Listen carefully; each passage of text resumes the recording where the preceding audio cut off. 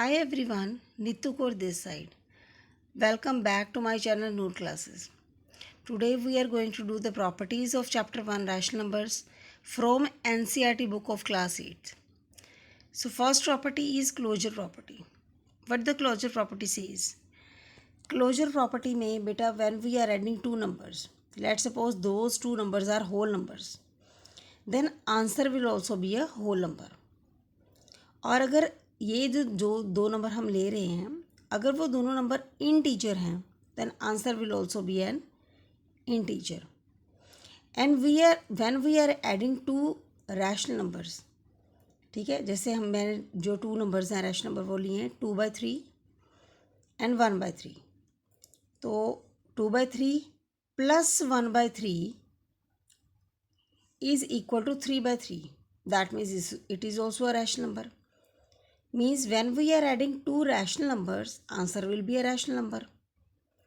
And if we are subtracting two rational numbers, answer again is a rational number. Similarly, in case of multiplication, when we are multiplying two rational numbers, that means answer is also a rational number. So what we can say, in case of a rational number, it is closed under the operation of addition, subtraction as well as multiplication, right? Coming next to the property, this is commutative property. Now what is commutative property?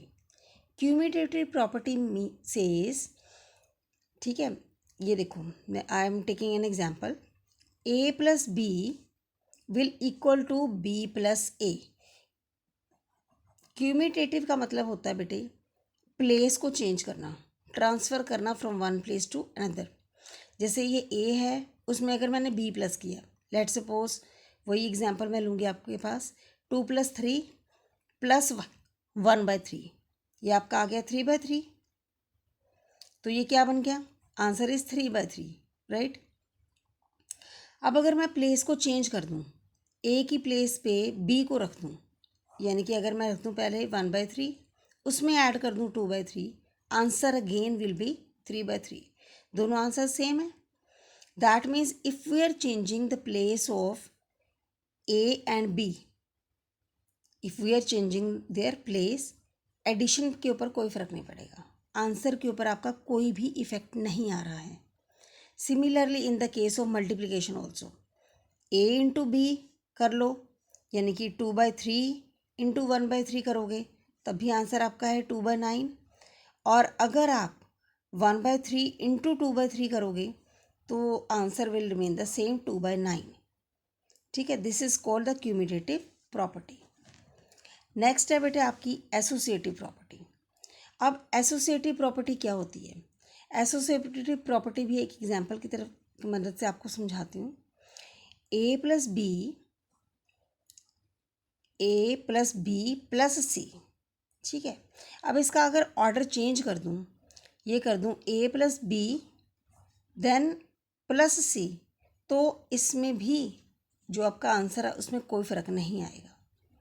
ठीक है, अब क्यूमिटेटिव और associative में क्या फ़र्क है, दोनों में क्या डिफरेंस है? क्यूमिटेटिव प्रॉपर्टी में जो नंबर्स हैं आपके वो ओनली 2 हैं, लेकिन एसोसिएटिव प्रॉपर्टी में you can have more than 2 numbers. बस इन दोनों का सिर्फ यही डिफरेंस है, बस answer will remain the same. ठीक है, इसको अंडरस्टैंड करते हैं विद एन एग्जाम्पल. जैसे लेट सपोज मैं ले लूँ 2/3 प्लस 1/3 प्लस 4/3, राइट. अब इनको प्लस करिए. अब हमें पता, पहले हम ब्रैकेट को सॉल्व करेंगे. ये बन गया आपका 2 + 3 और ब्रैकेट को सॉल्व करके आ गया आपका 5 + 3. तो आंसर इज 2 + 5 7/3. अब दूसरी साइड पे हमारी राइट साइड पे हम आते हैं 2/3 प्लस 1/3, उसमें हम ऐड करेंगे 4/3. अब इसको ब्रैकेट को पहले सॉल्व करोगे बेटे, तो ब्रैकेट को सॉल्व करके आपका आ गया 3 + 3 और उसमें अगर आप 4 + 3 प्लस करते हो 3 + 4 इज 7/3. तो answer is going to be the same. This is called the associative property. अब लास्ट वन आपकी जो आती है वो है बेटी डिस्ट्रीब्यूटिव प्रॉपर्टी. अब डिस्ट्रीब्यूटिव प्रॉपर्टी क्या बोलती है? डिस्ट्रीब्यूटिव प्रॉपर्टी बोलती है कि अगर हम लिखते हैं A into B and B plus C, ये क्या होगा कि ये जो ए है पूरी ब्रैकेट के साथ मल्टीप्लाई होगा. ब्रैकेट में जितने भी नंबर्स हैं उनके साथ मल्टीप्लाई होगा. लेट सपोज ए जो है उसको हमने मल्टीप्लाई करना है विद बी प्लस सी, तो answer will be A B. पहले आप ए को बी से मल्टीप्लाई करोगे, फिर आप ए को सी से मल्टीप्लाई करोगे, प्लस ए सी. राइट. इसको एक और एग्जांपल से समझते हो. In case of subtraction A into B minus C, तो इसमें क्या करना है, ए को आपने बी से मल्टीप्लाई किया तो बन गया ए बी, और ए को जब सी से मल्टीप्लाई करोगे तो बनेगा ए सी. लेकिन अगर साइन यहाँ पे एडिशन का है, पहले एडिशन का था तो हमने एडिशन डाला था, ठीक है, और अब अगर साइन माइनस का है तो आप माइनस डालोगे.